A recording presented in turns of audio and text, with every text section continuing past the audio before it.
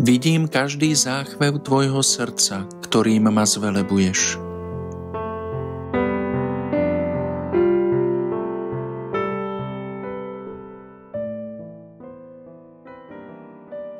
Ježišu, chcem sa ti dnes pozrieť do očí. Do očí, ktoré na mňa hľadia s láskou. V denníčku čítam. Vidím každé poníženie tvojej duše a nič neunikne mojej pozornosti. Vidím, že si sa veľa napracovala v mojej vinici. Vidím úsilie, na ktoré sa pre mňa podujímaš, a ono nadchýna moje srdce. Vidím každý záchvev tvojho srdca, ktorým ma zvelebuješ. Ježišu, keď na mňa hľadíš, vidím svoju krásu i dobro, ktoré je vo mne. Vidím aj moju námahu a utrpenie. Tvoje oči hľadia so súcitom na moju krehkosť. Práve tvoje oči vidia každý, aj ten najmenší prejav mojej lásky voči tebe, najmenší skutok, ktorým ťa chcem chváliť a oslavovať. Aké sú tvoje oči, Ježišu?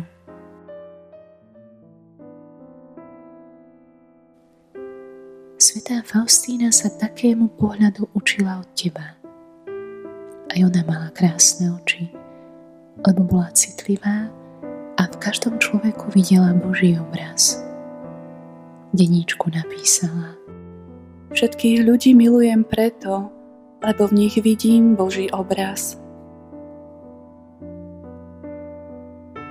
Pociťujem strašnú bolesť, keď vidím utrpenie blížnych. Svoj pohľad často upriamovala na Boha a to jej dodávalo silu pozerať sa na druhých s láskou. Pán mi povedal: Keď sa ti zdá, že utrpenie je nad tvoje sily, pozeraj na moje rany. Osobne zakúsila, že pohľad na Boha odstraňuje strach, dáva silu konať a naplňa človeka láskou. Nedať sa pohltiť vírom práce. Pri práci sa na chvíľu zastaviť a pozrieť na nebo. V strašných útrapách hľadím na teba, ó Bože. Keď som skončila adoráciu, pokojne som sa pozrela do očí všetkému, čoho som sa predtým tak veľmi bála. Aké sú moje oči? Na čo sa pozerám najčastejšie? Pozerám častejšie na Boha, alebo sa viac sústreďujem na svoje utrpenie? Keď hľadím na Ježiša, zmenšuje sa môj strach? Pozerám sa s láskou na druhého človeka? Ježišu, prosím ťa, daj, aby moje oči boli krásne.